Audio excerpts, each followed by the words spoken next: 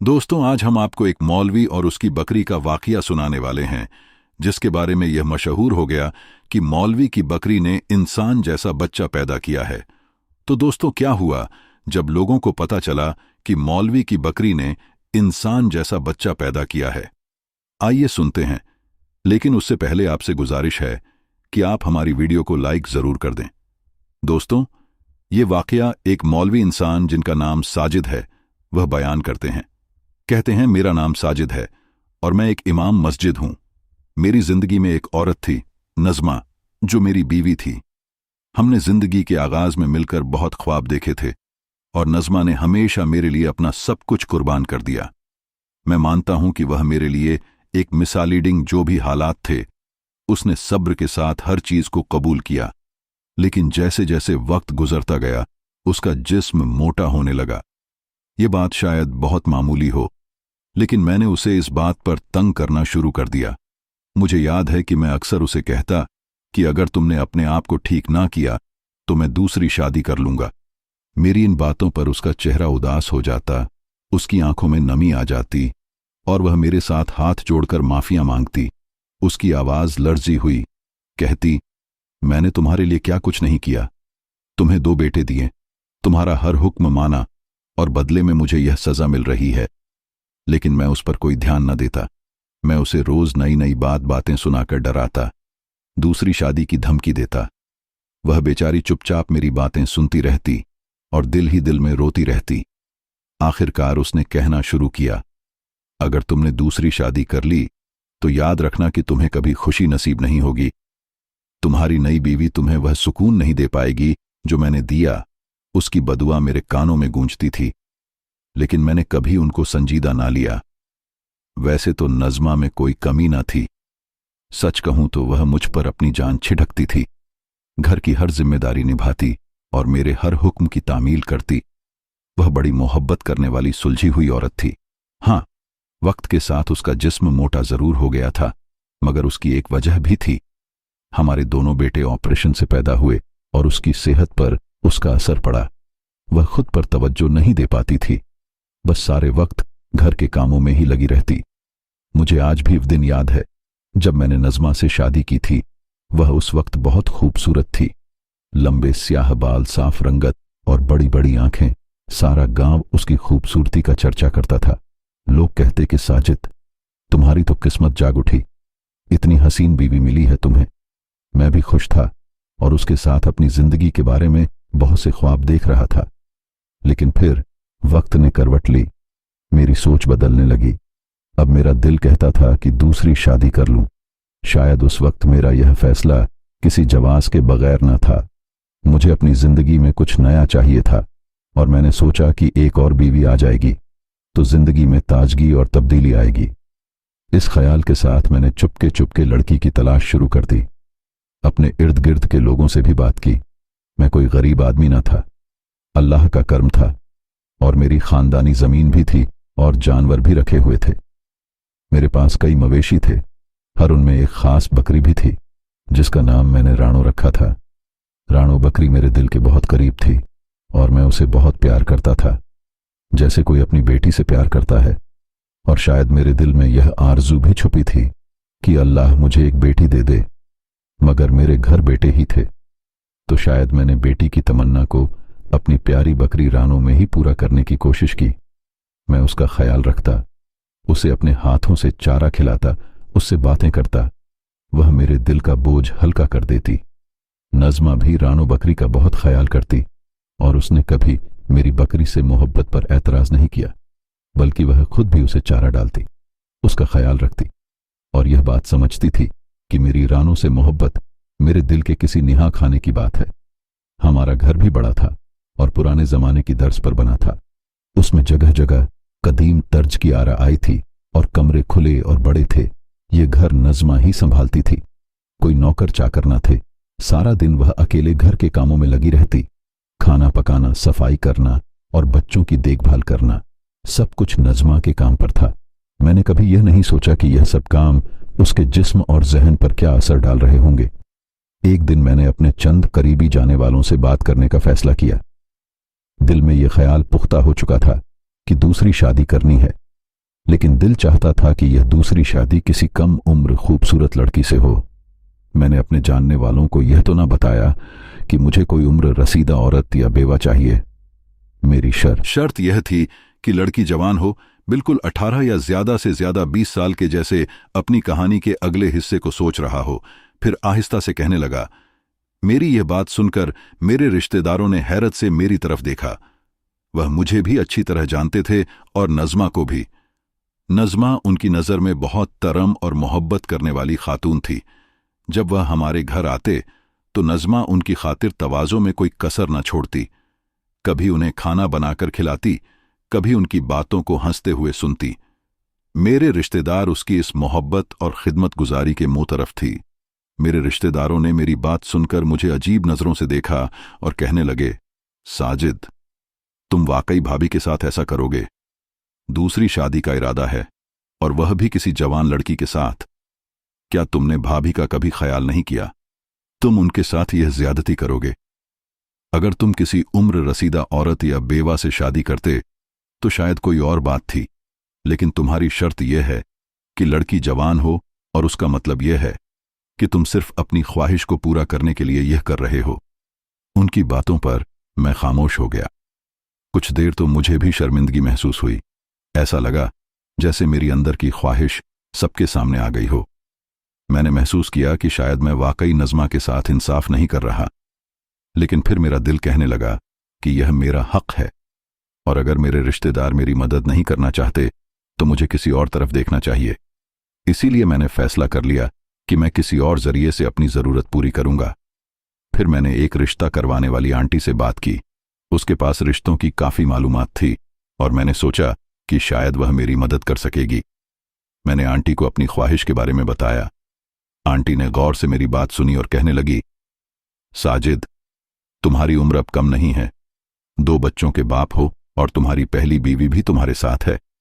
ऐसी हालत में कोई नौजवान लड़की रिश्ता कबूल करेगी, यह मुश्किल नजर आता है। मैंने आंटी की बात सुनी और उसे समझाने की कोशिश की। मैंने कहा कि आंटी, मैं समझता हूं कि उम्र का फर्क है, मगर मेरी ख्वाहिश है कि लड़की जवान हो और खूबसूरत रत हो। मैं चाहता हूं कि मेरे दिल को उसके साथ सुकून मिले और जिंदगी में एक नई खुशी और ताजगी आए। आंटी ने एक नजर मेरी तरफ देखा, जैसे मेरी ख्वाहिश उसके लिए गैर मुनासिब हो। फिर उसने कहा कि ठीक है साजिद, मैं कोशिश करती हूं, मगर याद रखो, ऐसा रिश्ता मिलना आसान नहीं होगा। मैंने उससे दरख्वास्त की कि वह मेरी मदद करे, और यह कि मेरी शर्त बस इतनी है कि लड़की ज्यादा से ज्यादा जवान और खूबसूरत हो। रिश्तेदारों से बात करना मुझे महंगा पड़ गया, क्योंकि किसी ने आकर नज़मा को बता दिया कि तुम्हारा शौहर तो दूसरी शादी के पीछे पड़ा हुआ है। पहले उसे पता ही था, लेकिन वह और भी ज्यादा गुस्सा हो गई कि अब आप रिश्तेदारों को बता रहे हैं ताकि मेरी और ज्यादा बेइज्जती हो। सब कहेंगे कि नज़मा में ही कोई नुक्स होगा। मैं वैसे बड़ा ही जालिम इंसान साबित हुआ था कि मैंने अपनी बीवी की सारी जवानी इस्तेमाल कर ली, उससे अपने घर के काम करवा लिए, और उसने मुझे 2 बेटे दिए, वारिस। और अब मैं दूसरी शादी करना चाहता था, और चलो दूसरी शादी करता तो यह काम प्यार से भी तो कर सकता था। उसको मना भी सकता था, समझा भी सकता था कि तुमने इतने काम कर लिए, अब तुम्हें भी एक साथी की जरूरत है। घर में 2 औरतें हों तो जाहिर है दोनों में काम बांट देता है, लेकिन मैं तो उसके साथ लड़ाई झगड़े करने लगा। मैंने कहा कि करूंगा, दूसरी शादी कर लो, जो करना है। मैं मर्द हूं और मैं कर सकता हूं, मेरे पास पैसा है। वह कहती थी कि याद कर, जब तेरे पास पैसे नहीं होते तो 2 वक्त की रोटी नहीं होती थी। मैंने अपना जेवर बेच के तेरी जमीन में खट डलवाई थी, और उसके बाद ही तेरा काम चला था। और अब तू कहता है कि मेरे पास पैसा है तो तुमने दूसरी शादी करनी है। ये पैसा भी तो मेरा ही दिया हुआ है। वह भी आगे से जवाब दे देती, क्योंकि जाहिर है उसके लिए भी बहुत बड़ा मामला था। फिर मुझे और गुस्सा आता, और हमारे घर में रोज ही लड़ाई होती थी। फिर एक दिन रिश्ता करवाने वाली भी आ गई, और उसने कहा कि एक लड़की है और उसका नाम शाहीन है। और जब मुझे तस्वीर दिखाई तो मैं तो तस्वीर देख के पागल जैसा हो गया। जैसी लड़की मुझे चाहिए थी बिल्कुल वैसी ही थी, खूबसूरत भी हद से ज्यादा थी, और जवान भी थी, और बड़े ही तीखे नखरे की मालिक थी।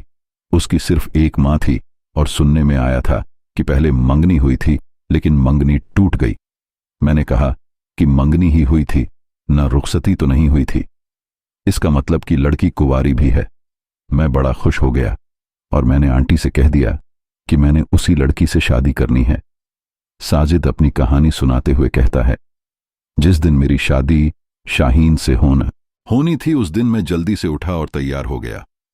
दिल में एक अजीब सी हलचल और खुशी का एहसास था। मैंने अपनी पहली बीवी नज़मा को कहा कि आज जरूरी काम है, किसी का निकाह करवाने जा रहा हूं। इमाम मस्जिद होने के नाते निकाह पढ़वा मेरा मामूल था, इसीलिए नज़मा को मेरे इस बहाने पर शक न हुआ। लेकिन सच तो यह था कि यह मेरा अपना निकाह था, मेरी अपनी दूसरी शादी का दिन था। नज़मा को तो मालूम था कि मैं दूसरी शादी का इरादा रखता हूं, लेकिन उसे यह बिल्कुल अंदाजा न था कि यह सब इतनी जल्दी हो जाएगा और उसकी जिंदगी में यह तूफान इतनी जल्दी आ जाएगा। मैंने एक झूठ बोला और घर से निकल गया, जैसे कुछ खास बात नहीं। दिल में खुशी और बेचैनी का अजीब सा इंतजार था। मैं अपने चंद करीबी दोस्तों के पास पहुंचा और उन्हें अपने निकाह में गवाह बनाने का फैसला किया। वह मेरी खुशी देखकर हैरान भी थे और शायद कुछ नाराज भी थे, लेकिन मैंने उन्हें कायल कर ही लिया। निकाह की तकरीब छोटी और सादा थी, बस हम चंद लोग थे और मैंने शाहीन का हाथ थामा और निकाह की रस्म पूरी कर ली। उस लम्हे मुझे ऐसे लगा जैसे मेरी जिंदगी की सबसे बड़ी ख्वाहिश पूरी हो गई हो। शाहीन वाकई बहुत खूबसूरत थी। उसके चेहरे की चमक, उसकी आंखों की मासूमियत, उसके वजूद की कशिश, सब कुछ मेरी तौक़ों से बढ़कर था। मेरी निगाहें उस पर जम सी गईं और दिल में सुकून और फख्र का एहसास जागा। जब निकाह हो गया तो मैं शाहीन को लेकर घर वापस आया। दिल में नया जोश था और यकीन था कि अब मेरी जिंदगी में एक नई खुशी का आगाज होगा। जैसे ही हम दरवाजे पर पहुंचे, मैंने शाहीन का हाथ थाम रखा था। उस लम्हे मुझे खुशी भी थी और नज़मा के रद्दे अमल का तंज भी। जैसे ही मैं शाहीन को लेकर अंदर दाखिल हुआ, नज़मा की नज़र हम पर पड़ी और उसे पहले यकीन ही नहीं आया कि यह सब हकीकत है।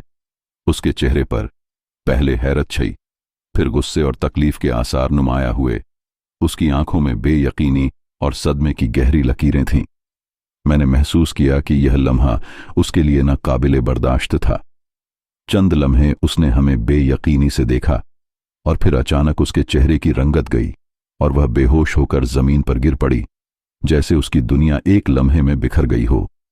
मैंने नज़मा को गिरते देखा, लेकिन उस वक्त मेरे दिल में शाहीन के लिए जो लगन और लगाव था, उसने मुझे कुछ और सोचने का मौका न दिया। मैं अपनी नई दुल्हन के साथ कमरे की तरफ बढ़ गया। दिल में एक अजीब सी बेपरवाही थी, जैसे मैं अपनी नई जिंदगी का आगाज करने के लिए जा रहा हूं और पुरानी जिंदगी से मेरा कोई ताल्लुक ना रहा। शायद मैं उस लम्हे अपनी ख्वाहिश के बोझ तले दबा हुआ था और नज़मा का साथ मेरी नज़र में उस वक्त कोई मायने नहीं रखता था।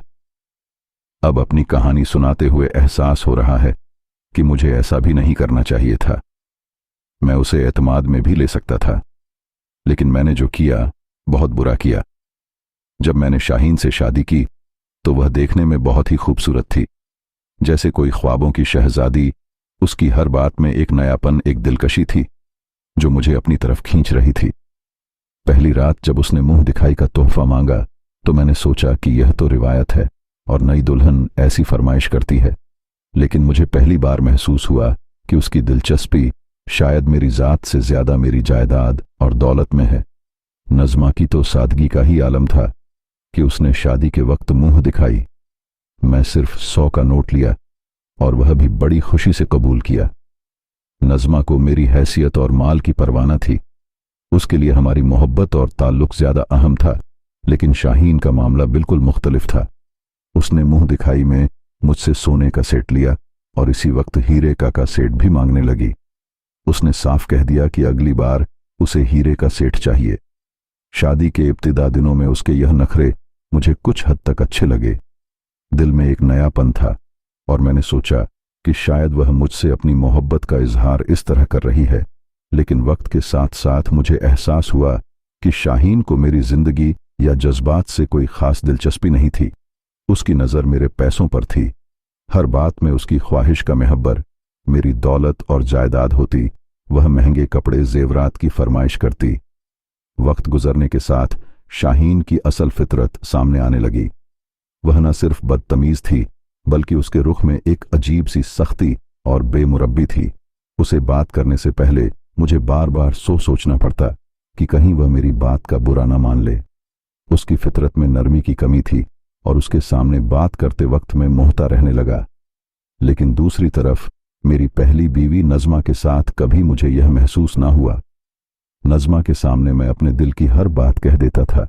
उसके साथ मैं हमेशा एक सुकून महसूस करता, और अगर कभी मुझे गुस्सा आता भी था तो वह खामोश हो जाती।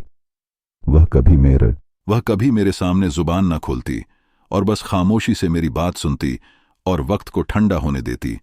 नज़मा की यही आदत थी जो उसे मेरे दिल में बसा देती थी। उसकी हर खामोशी और मसलत ही उसकी असल जीत थी। वक्त गुजरने के साथ मर्द खुद ही समझ जाता है और उसकी बात मान लेता है, लेकिन शाहीन में यह दाना न थी। उसके साथ हर बात करते हुए मैं डरता था कि कहीं मेरी कोई बात उसके दिल को ना लग जाए और वह मुझसे रूठ ना जाए। लेकिन अफसोस के साथ कहना पड़ता है कि उसकी हर बात में जिद, गुरूर और पैसों की तलब छुपी थी। मैंने जिस खुशी और मोहब्बत की तलाश में शाहीन से शादी की, वह तो कहीं भी ना थी। उसका रवैया सख्त होता जा रहा था और मेरे लिए उसके साथ जिंदगी गुजारना मुश्किल होने लगा। दिल में अफसोस था कि नज़मा जैसी सादा साबिर और मोहब्बत करने वाली औरत को मैंने उसकी खूबियों के बावजूद ठुकरा दिया, और अब मैं शाहीन के हाथों अपनी जिंदगी में कशमकश और उलझन महसूस कर रहा था। घर तो बहुत बड़ा था, लेकिन शाहीन ने ही शोर डाला कि मुझे अलग से हिस्से में रहना है। तो मैंने नज़मा और बच्चों को घर के पिछले वाले हिस्से में शिफ्ट किया, और घर के सामने जो 2 बड़े कमरे थे, हॉल था और बड़ा सा गार्डन था, वह सब कुछ मुझे शाहीन के हवाले करना पड़ा। नज़मा के साथ यह भी बुरा हुआ, क्योंकि शाहीन ने कहा कि यह सामने वाला दरवाज़ा भी इस्तेमाल ना करें, और पिछले वाले दरवाजे से अगर बच्चे स्कूल जाते तो उनको पूरी सड़क से घूम के जाना पड़ता। उसने कहा कि बच्चों के साथ तो बुरा ना करो, पर मैं उस वक्त अपनी ही बातों में लगा था। मैंने कहा कि थोड़ा घूम फिर के जाएंगे तो क्या होगा, हम भी तो स्कूल जाने के लिए कितने मील के सफर तय करते थे, एक सड़क का सफर कर लेंगे तो क्या हो जाएगा। उसने कहा कि सड़क पर बहुत रश होता है। मैंने कहा कि फिर देखभाल के चले, आंखें तो हैं। उनके पास तो नज़मा मुझे ऐसे देखती थी जैसे कोई अपने मुजरिम को देखता है, लेकिन मुझे उस वक्त एहसास नहीं होता था कि मैं उसके दिल पर कितनी बड़ी ज़र्ब लगा रहा था। अब वह पिछले घर के हिस्से में शिफ्ट हो गई तो मुझे ज्यादा दिखाई भी नहीं देती थी। बच्चे कभी कभी दिखाई दे जाते, और पीछे ही मैंने जानवर वगैरह भी रखे थे। शाहीन की फरमाइश पूरी करने के चक्कर में मुझे अपनी 2 गाय बेचनी पड़ गई।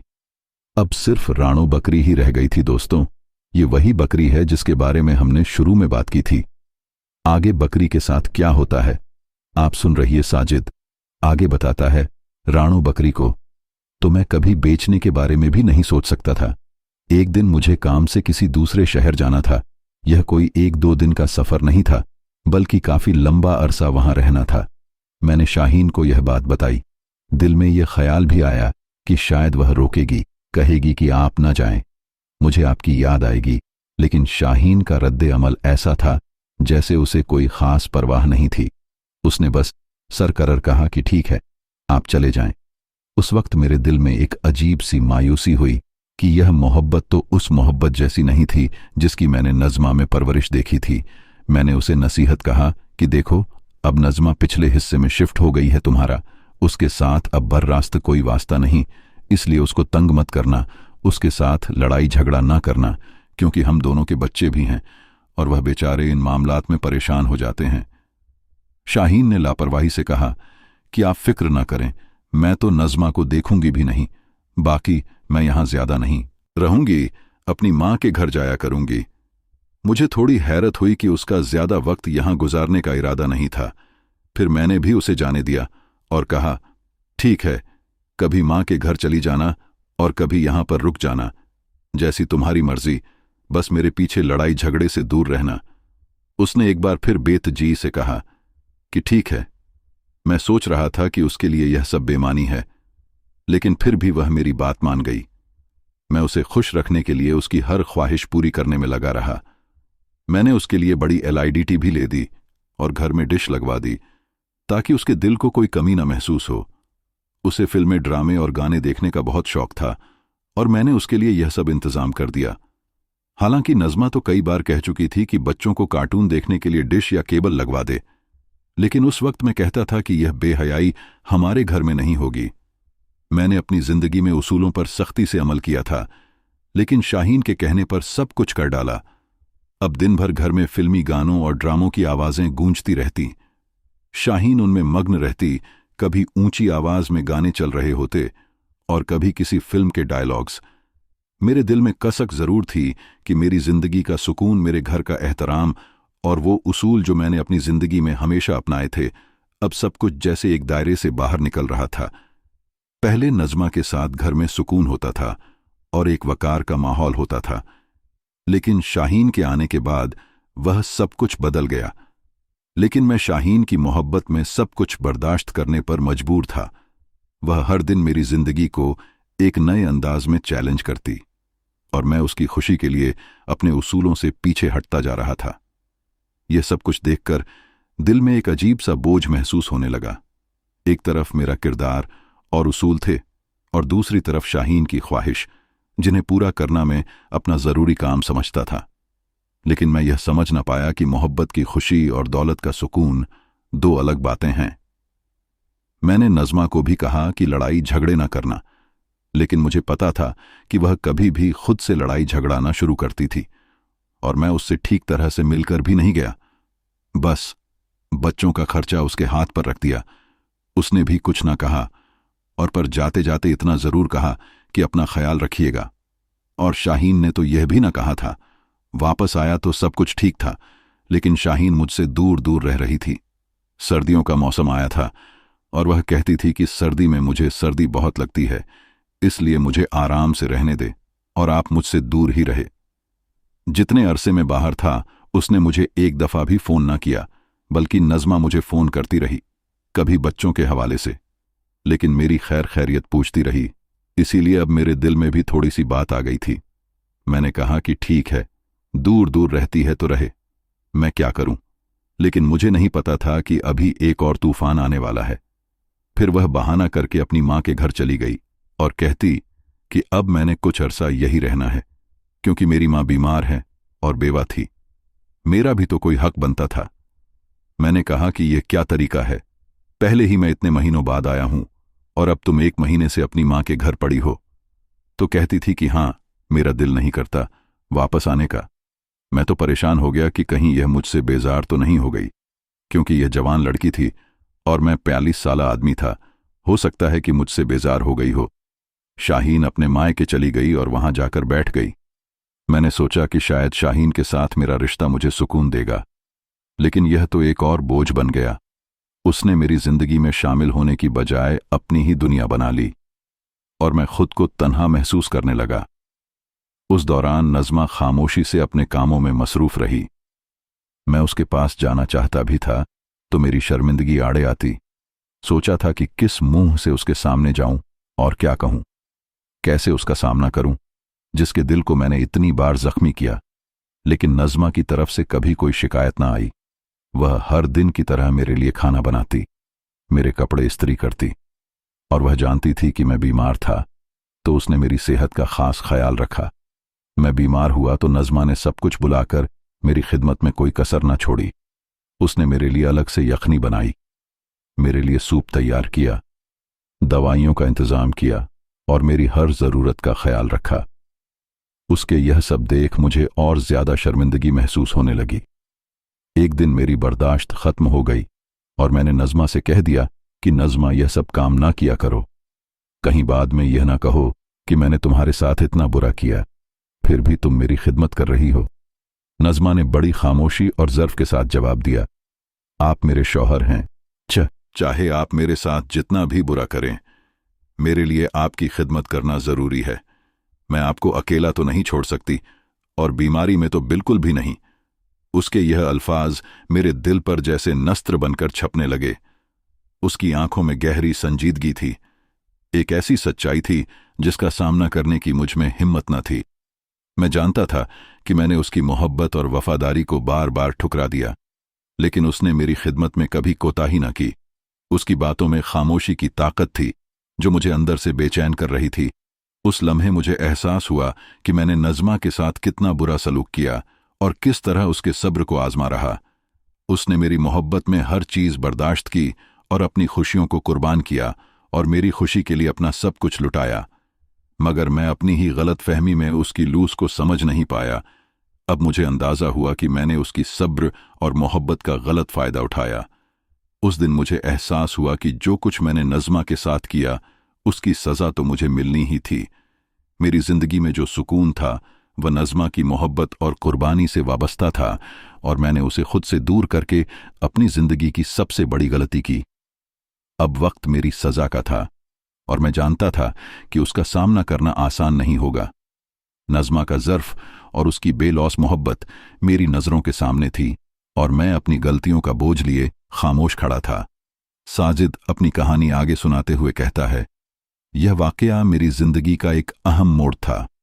एक दिन मेरा एक पुराना दोस्त जो मेरे साथ बचपन से था, जैसे मैंने शाहीन से शादी करने का बता दिया, वापस आया और वह कुछ अरसे से बैर मुल्क था।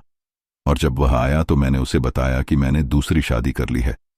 मैंने उसको पूरी बात बताई कि शाहीन मेरी जिंदगी की नई शरीके हयात है और हम दोनों खुश हैं।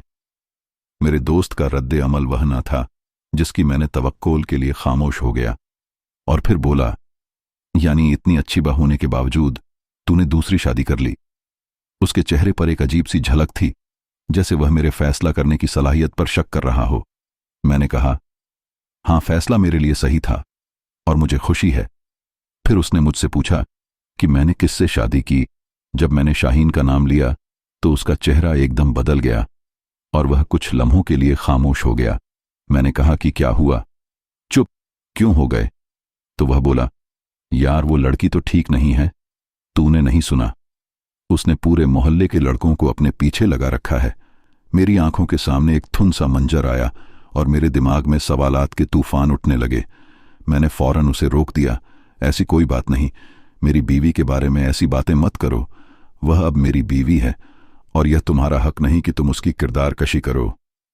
मेरा दोस्त खामोश रहा और फिर बोला, ठीक है, वो तुम्हारी बीवी है और मैं कुछ नहीं कहूंगा, लेकिन सच तो यही है। जो मैंने बताया वह दोबारा खामोश हो गया और उसकी बातों का बोझ दिल में उठाए उसे छोड़ दिया।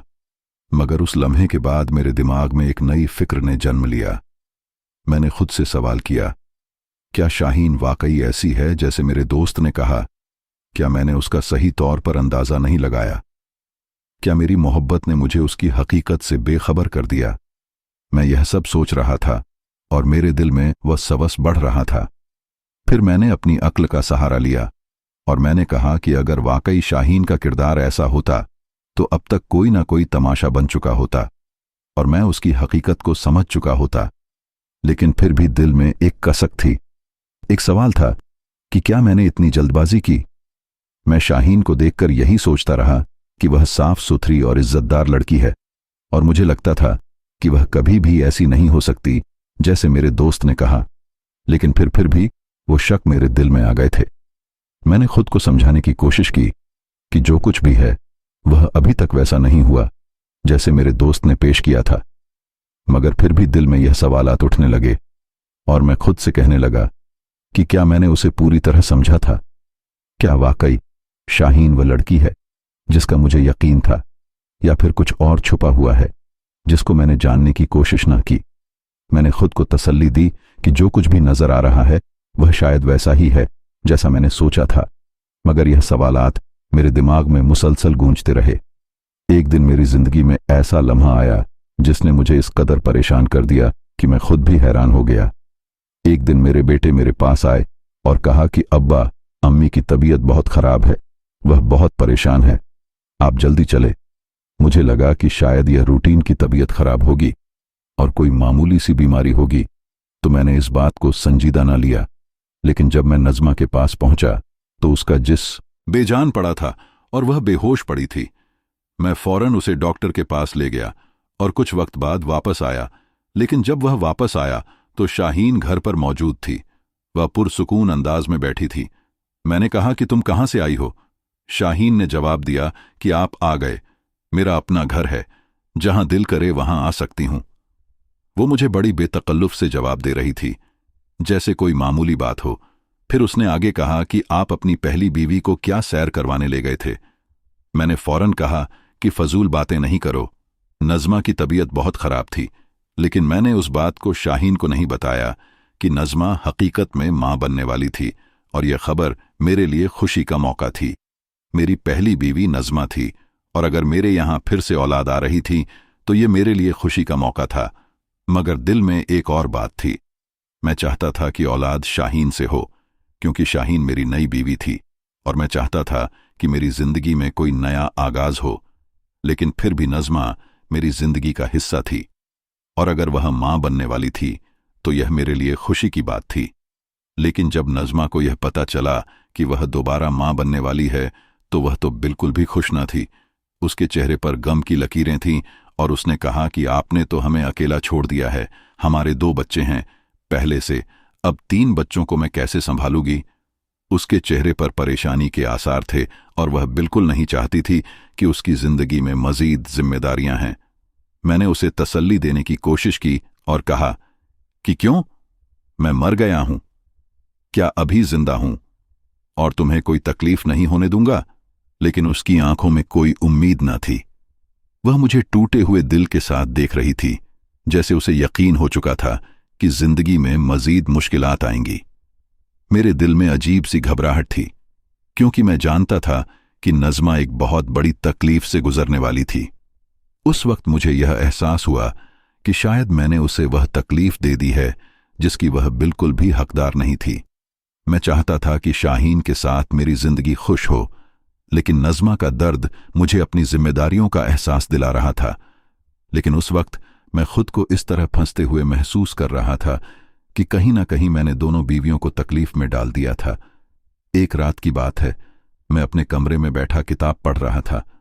रात का वक्त था, जब लोग अपने कमरे में सो रहे थे और सुकून छाया था। अचानक मुझे घर से किसी पैदा होने वाले बच्चे के रोने की आवाज आई।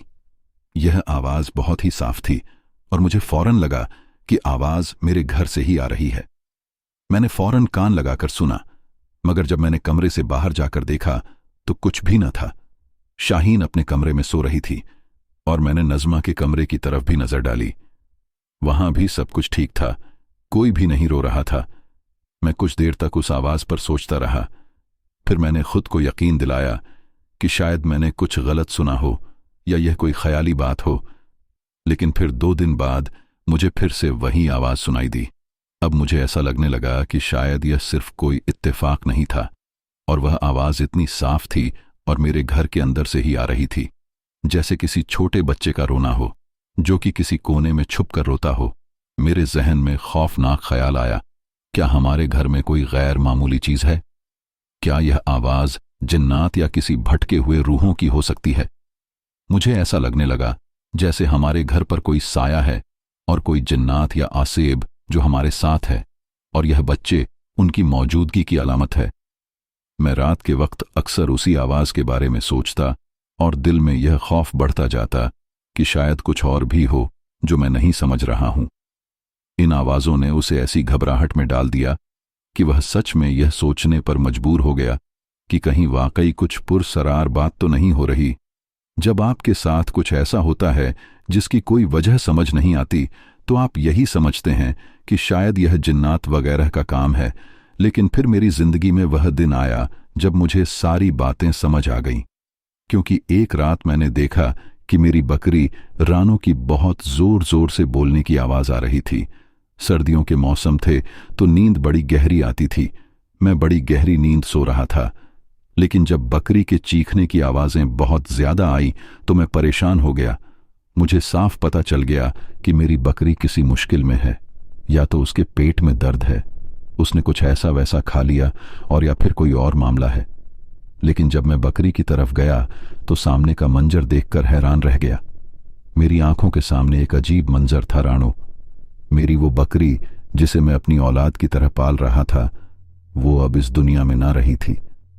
मेरी प्यारी बकरी जमीन पर पड़ी थी और उसके पास एक छोटा सा पीपा छोड़ा जिसमें लिखा था, तुम जैसे बूढ़े आदमी के साथ मैं और नहीं रह सकती, तुम्हें छोड़कर जा रही हूं।